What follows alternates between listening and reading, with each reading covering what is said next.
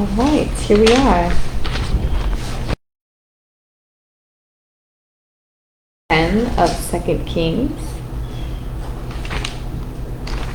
After this section here, we will have gotten through chapter 16, so we'll see if we can get up to chapter 25 in the next two sections.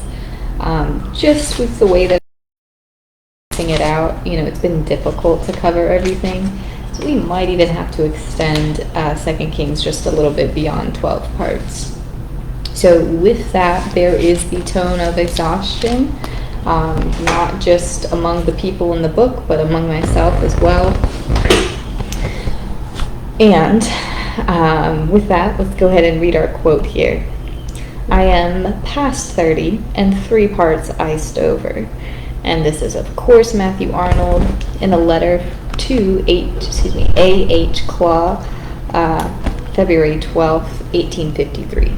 Okay, so if we just look at the period alone, the time period, 1853, once you're over the age of 30, you're pretty much in your old age at that point. And many will argue even today, they feel that way, right? After the 20s are behind you, you're in your 30s, you're essentially an elderly person, jokingly, of course, because there are many, many years left in our modern day lifespans. And we can say, too, back in biblical times, people lived longer than general consensus would believe.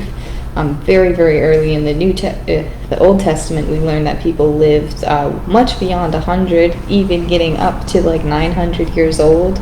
Of course, very, very early on. A bit later, people lived, well into where we live now, maybe 80s to 100, a little beyond that. But for some of these kings, without going through each one of their ages and lifespans, some of them lived longer, some of them not so much. And, we're looking again here at this part, I am past 33 parts iced over. So that hints to age, and it also hints to just maybe the way somebody's body is aging, right? How their spirit is, essentially. So if somebody or something is iced over, what does that mean? It means they're stuck, right? They're stuck, they can't move, maybe they're hurting physically, but if they're iced over, they're stagnant, they're frozen, they're stuck in their ways. So these kings, very much so, both on the side of Judah and Israel, they're very much stuck in their ways, right? They have a very long and extensive bloodline that often stretches way back. We will find on Israel's side that bloodline gets interrupted. And I will go ahead and add in the chart just so you can see that the royal bloodline from Jehu is interrupted, and we have some outsiders really still in the side of Israel, but just kind of randoms, not officials necessarily, just I would say outside of the bloodline, coming and breaking up that royal line essentially on Israel's side. The side of Judah remains pretty strong, but nonetheless, the way that these people rule in the sense of honoring God, they're stuck in their ways of the past, of the sins that were brought into Israel by worshiping really anything other than God, or joining companions with God. Like, we have the God of Israel, but we're also going to look to these idols or these individuals or these entities that we can more closely relate to. So let's go ahead and continue. I'll get through this fairly quickly. Chapter 15. In the 27th year of Jeroboam, king of Israel, Azariah, son of Amaziah, king of Judah, began to reign. So we learned about Azariah. The Lord afflicted the king with leprosy until the day that he died, and he lived in a separate house. Jotham, the king's son, had charge of the palace and governed the people of the land. So Azariah was actually a very good king in the eyes of the Lord. He ruled justly, and he honored God with his full capabilities. He did what was right in the eyes of the Lord. Although it's saying here that he was afflicted with leprosy. So this was a little bit in his older age, and he kind of remained separate. with his son taking over a lot of the authority. So we might have the question, why was this king afflicted with leprosy if he was a good king? That's one of those things that we just don't know, right? Everybody has a timeline, everybody has a path, everybody has their own personal struggles and challenges and issues. It's not mentioned, right? He wasn't struck with leprosy for some specific reason, and oftentimes we just don't know. But he was ill, okay? And Jotham, his son, took charge. It says here, Azariah rested with his ancestors and was buried near them in the city of David. And Jotham, his son, succeeded him as king. It says here, Shallum, son of Jabesh, conspired against Zechariah, king of Israel. He attacked him in front of the people, assassinated him, and succeeded him as king. All right, so Shallum is one of those outsiders. Says he's the son of Jabesh. What tribe or, where, what is Jabesh? Who is Jabesh? We don't know specifically. It didn't say. It just says Shallum, son of Jabesh. We know he's not a part of the royal line. He's not also in the officiating royal consort. He's not in the commanders. It just says Shallum, son of Jabesh. And we read about Zechariah. He was the king of Israel after, looking at my spreadsheet, Zechariah was after Jeroboam the second. So Zechariah was Jeroboam the second's son. Interesting, because we had a string of assassinations on Judah's side. Now we will begin to see that over in Israel.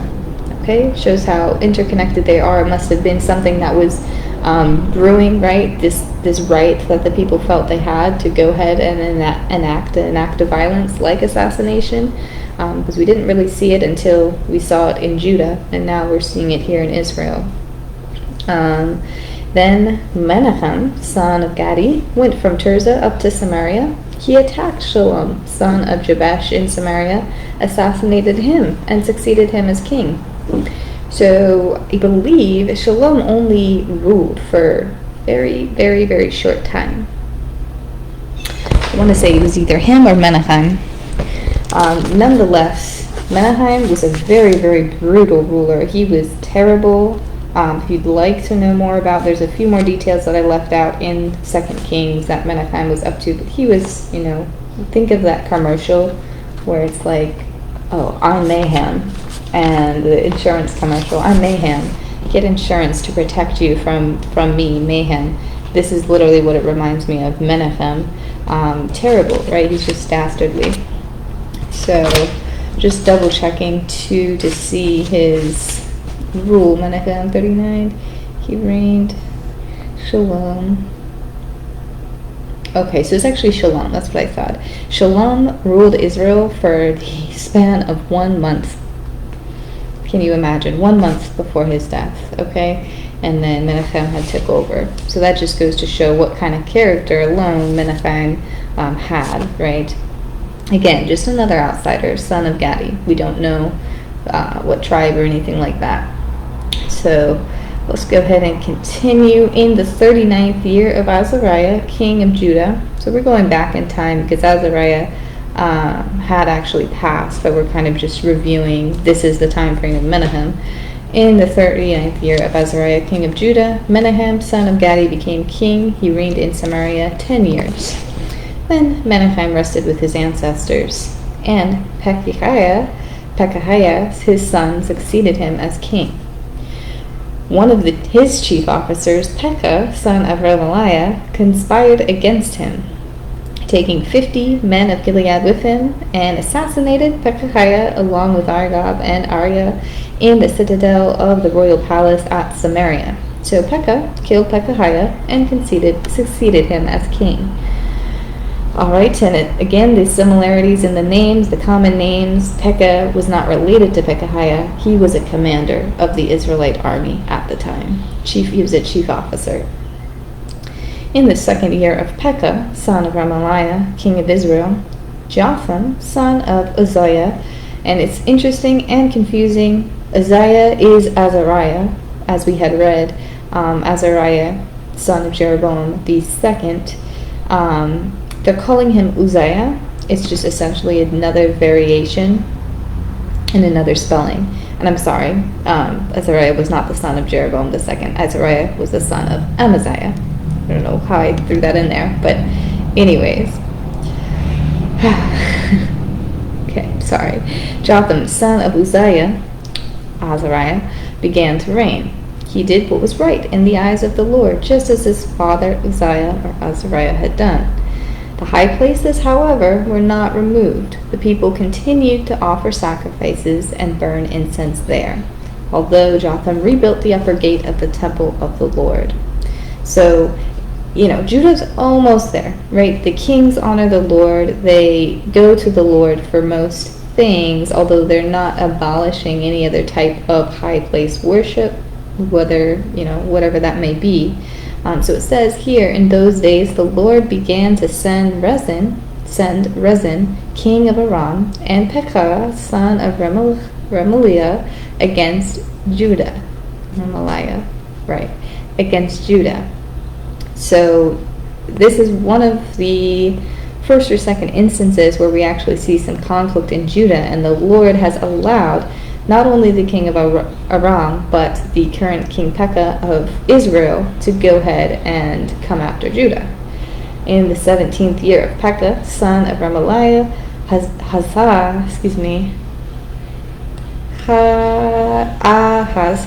Ahaz, that works, okay, had a little stumble there. Ahaz, son of Jotham, king of Judah, began to reign. So Jotham had passed.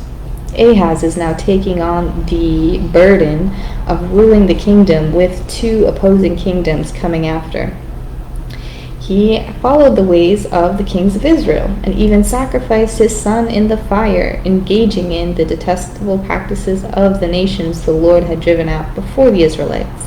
So what was Ahaz thinking? He's one of the first people in the line of Judah to actually completely follow the ways of the kings of Israel. Maybe he thought, since he's under attack by them, he should just, become accustomed to their customs, maybe try to appease them in any way. It's not really clear, but he just was the one that decided to deviate from the norm of Judah. It says here, Ahaz sent messengers to say to Tiglath-Pileser, king of Assyria, he says, I am your servant and vassal. Come up and save me out of the hand of King Aram and the king of Israel who are attacking me. The king of Assyria complied by attacking Damascus and capturing it. He deported its inhabitants to Kir and put Rezin to death. Okay, so he goes, instead of going to the Lord or anything like that, he goes to an ally, king of Assyria, and it's quite successful. The ally of Assyria went ahead and assisted him. Then it says here, then King Ahaz went to Damascus to meet Tiglath-Pileser, king of Assyria.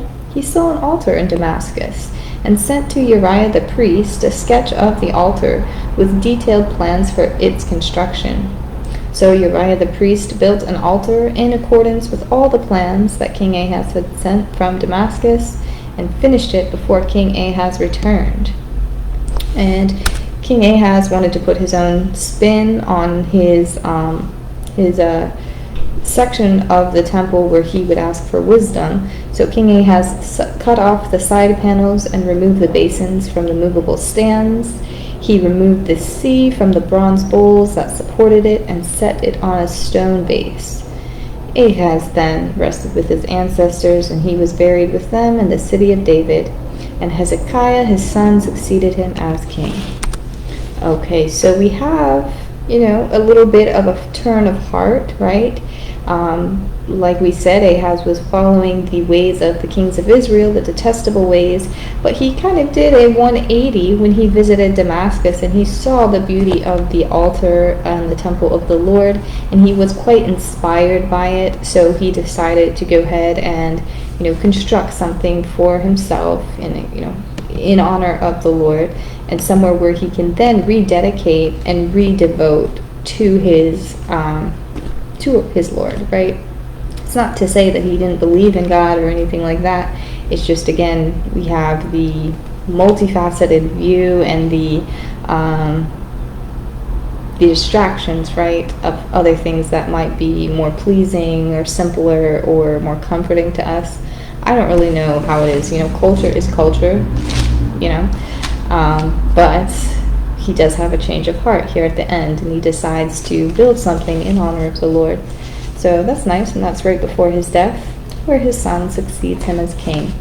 So that's where we'll leave it as of right now. We could go on and on and on and on till we get through everything. But we do have, a bit of challenges coming up. We'll see how much we can get through next time. I appreciate you guys listening and getting through this and studying and learning with me. I hope you guys have a great rest of your day. I'll talk to you very soon. Bye-bye.